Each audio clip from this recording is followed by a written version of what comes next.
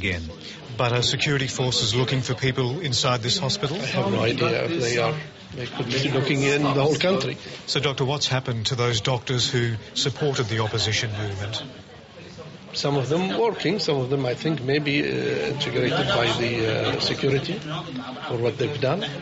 So basically they have cleansed the Salmani hospital of any person who had any passion or any connection with the previous, movement for freedom. We saw like about 6 or 7 people. Farida Ghulam is one of few opposition figures prepared to show her face for our camera. She's Sunni and from a wealthy family, not the usual background of an agitator. Critics of the Bahrain royal family are now being arrested one by one. It's the middle of the night when the police come calling. Altogether there were 45, they were all masked. When you look at them from upstairs, you feel like it's a bunch of thugs. And her husband, opposition leader Ibrahim Sharif, was led away to prison. There's been one telephone call of just a few seconds. At least she knows he's alive. It was very tense. They were screaming all the time, trying to paralyze you, not answering you. It was, I think they were deliberately doing that to scare you and not give you the chance to think or act properly.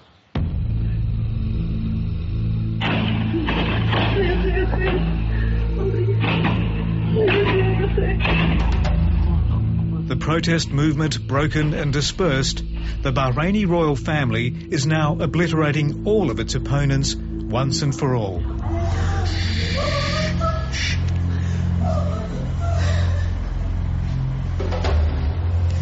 In Shiite villages, internal security forces sweep through night and day, terrorising and taking men away to an uncertain fate. They linger for no apparent reason, but to menace and destroy property at random.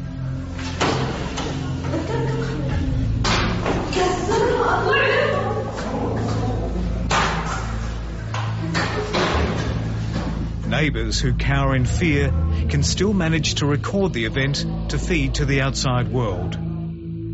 This village leader asked us to obscure his identity and change his voice. If they want to get some specific people, they come at night, say 3, 4 o'clock, and then they know the people, their houses, and then they attack their houses with a big group. And then they walk around them, around the whole area. Whenever they capture anybody, they just knock him down, hit him badly by their shoes and their hands, and then they try to steal their monies. The security forces have free rein here. They target and intimidate mainly the young men of the village. Anyone identified in our story is very likely to be jailed, but filming this man's back was enough to tell his story. He'd been hit with a shotgun blast. It's a painful and disfiguring wound. He's sitting opposite my home. He's sitting outside, and they have a policeman coming, and he's shooting at. He's sitting outside at home. That's it. Okay. So they can both pull up their shirts and I'll I was ushered to a house to meet other young men. They too had been shot in the back. It's dangerous to be seen in a group anywhere in this neighbourhood. The injuries should have been treated in hospital, but they know that's where they can be found.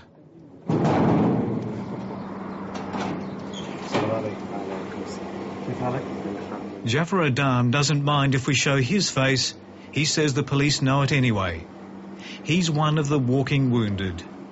During a demonstration, a soldier's bullet passed right through his hip, incredibly missing the bone. But the doctors advised him to leave the hospital before the police arrived. The security forces sweep through hospitals every day, he told me. They arrest demonstrators who are patients and take them away to military hospitals or prison. Outside, his friends guard him.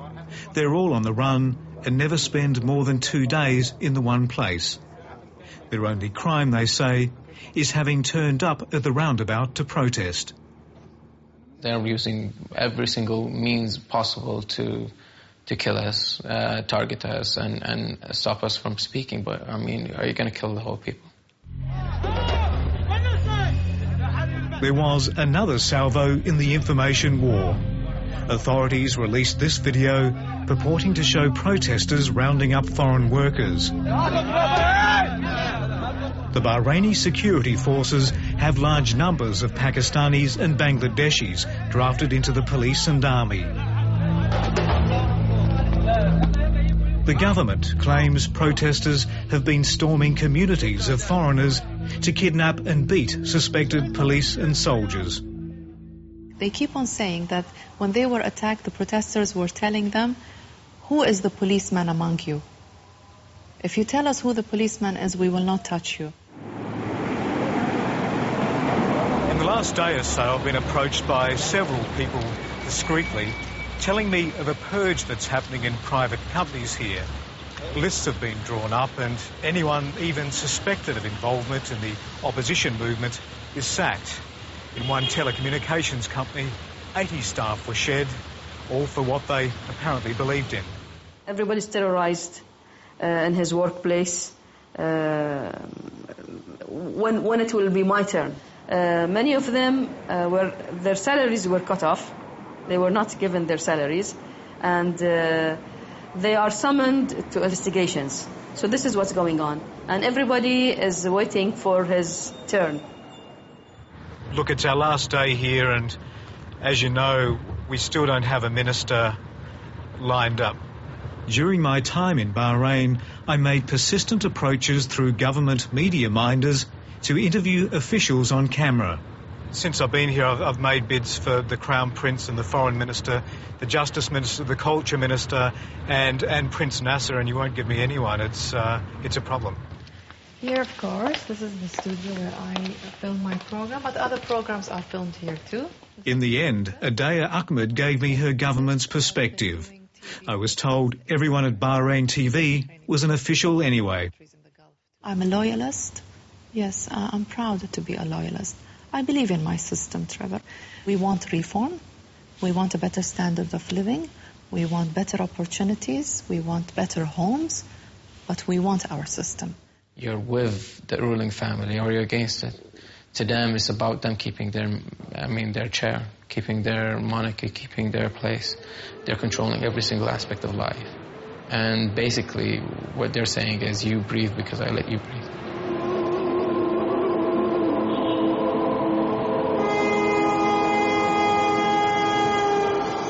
These people are relatively well off, but when it comes to rights and opportunities, this is still a land of haves and have-nots. Bahrain and its big Sunni brother, Saudi Arabia, don't fancy the idea of allowing Shiites too much of a foothold, not with Iran just across the Gulf. And that other great ally, the United States, has its Fifth Fleet based here. So while the Americans have been front and centre protecting opponents of the Libyan regime, there'll be no bailout for the rebels of Bahrain. Swept off the street and banished, they'll just move underground to prepare for yet another day in the sun.